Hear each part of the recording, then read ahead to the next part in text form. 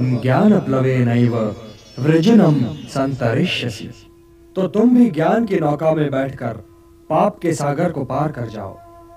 ये समझ लो पार्थ कि जैसे अग्नि सब कुछ जलाकर भस्म कर देती है, वैसे ही ज्ञान की अग्नि कर्म फल की इच्छा, फल की प्राप्ति न होने पर आने वाले क्रोध और उस क्रोध के सहारे आगे बढ़ने वाले मोह को जलाकर भस्म कर देती है। हे पार्थ, इस मंत्र को सदैव याद रखो कि संसार में ज्ञान के समान पवित्र करने वाली न ही कोई वस्तु है और ना ही कोई तत्व। ज्ञान ही सर्वोत्तम है।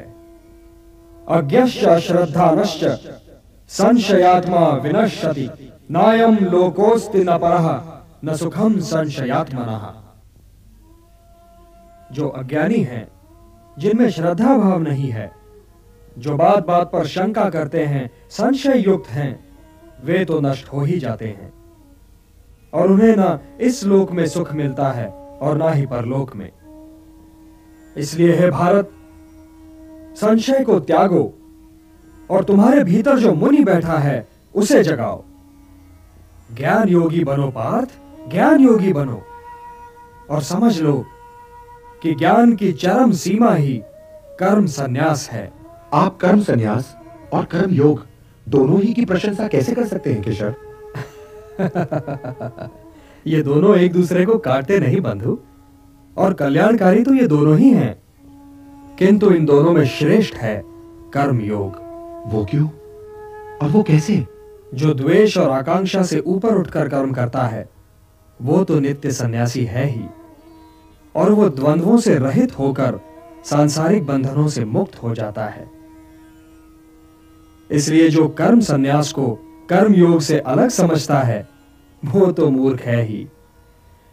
ज्ञानी ऐसा कभी नहीं समझते। कर्म त्याग तो वास्तव में निहित स्वार्थ के त्याग का नाम है पार्थ। इसलिए कर्म योग के बिना कर्म संन्यास की प्राप्ति हो ही नहीं सकती। कर्मयोगी को तत्वों का ज्ञान होता है और उसका देखना न देखना, सुनना न सुनना, चखना न चखना, जागना न जागना, लेना न लेना, छोड़ना न छोड़ना, और उसका हर कर्म लोक कल्याण के लिए होता है।